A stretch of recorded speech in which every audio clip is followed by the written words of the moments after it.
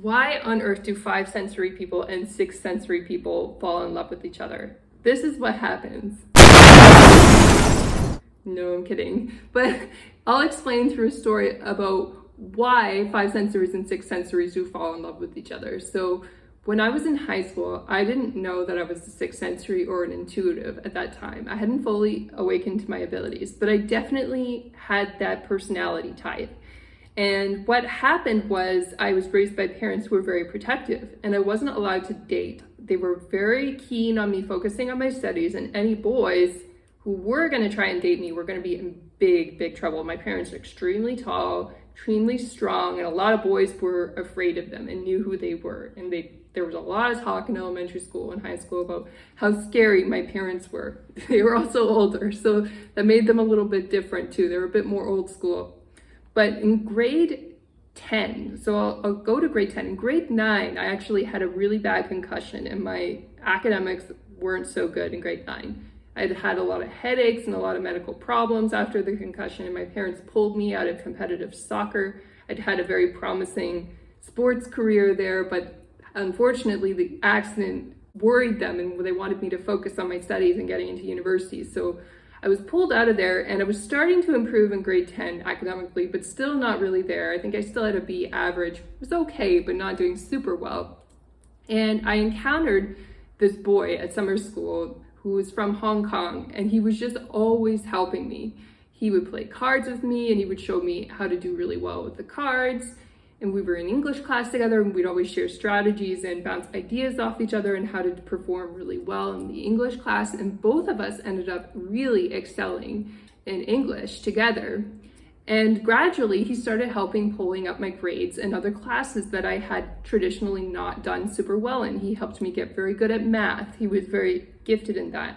And then he helped me get better in the sciences. And then he helped pull my grades up in computer science as well. So I wasn't interested in this boy at all. Like, I had no mindset at all to be dating. I knew it wasn't allowed. But what happened was this boy was just so kind to me. He was always helping me with my books, helping me with my studying, and just nurturing me all the time to get better and better. And other boys were interested and chasing after me that time.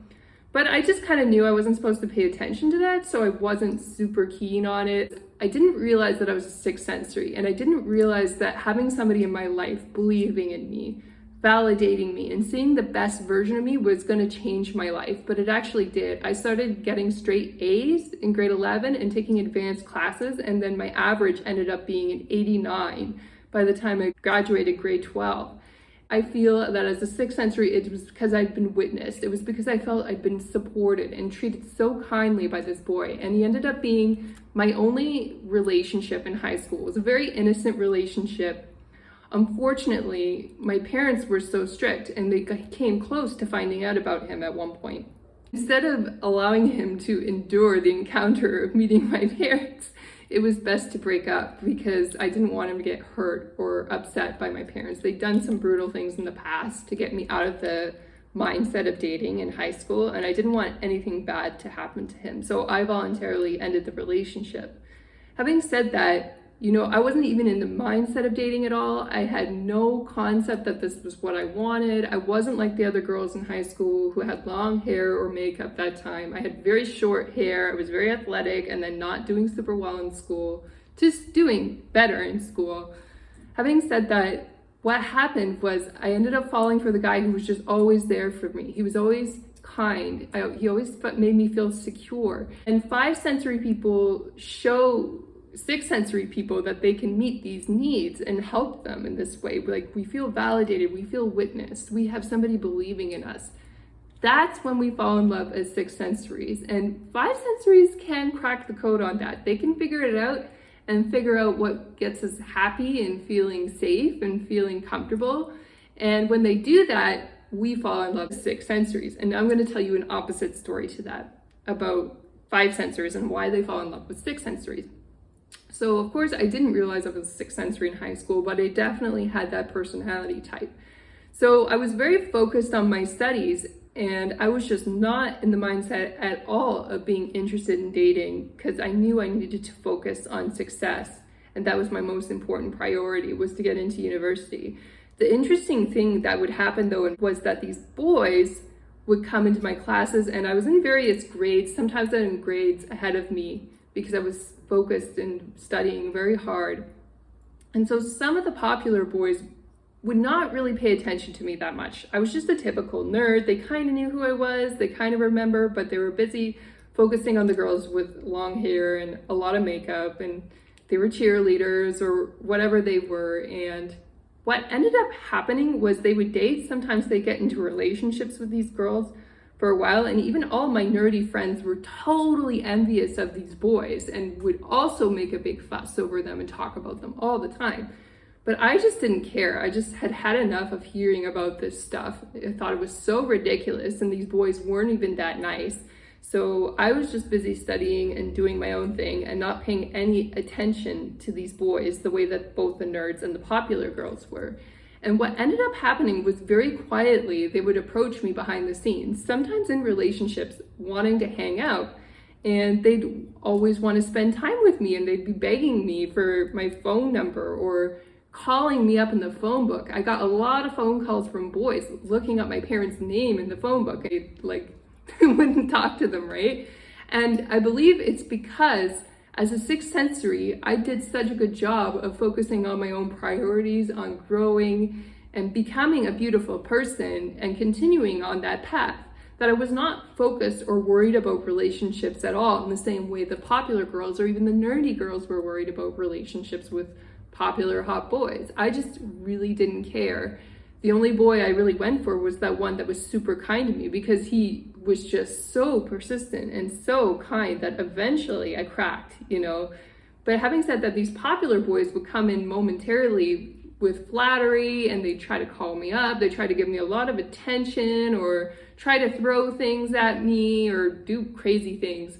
And I would always just not be bothered by it. And it would drive my nerdy friends crazy that they didn't like that the popular boys were coming to talk to me, and they'd always laugh and make fun of me about it.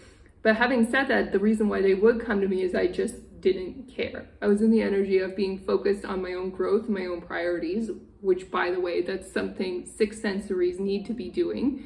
If they are practicing as a sixth sensory, they've got to constantly be raising their vibration, focusing on their growth, focusing on their connection with God, spirit, or whatever you want to call it.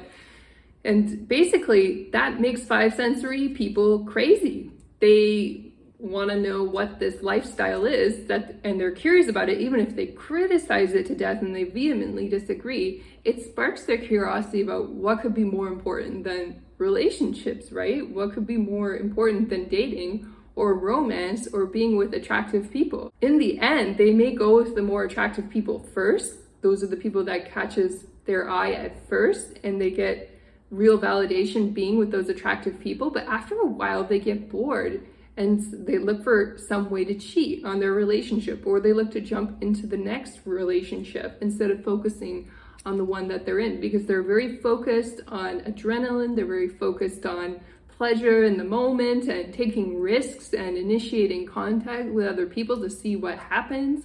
They love risk taking, and they love being insecure and living with that insecurity of what's going to happen next. It's like a sense of adventure. And to a certain extent, we do have that as sixth sensories. I would venture a guess that we explore that more through our creativity than we do through starting up new relationships. We're not very interested in relationship drama, weird engagements, or side flings with people. We're more seeking adventure by traveling around the world, or writing our books and growing, or improving our workflow and reaching more people. That's the way that we enjoy adventure and we enjoy growth.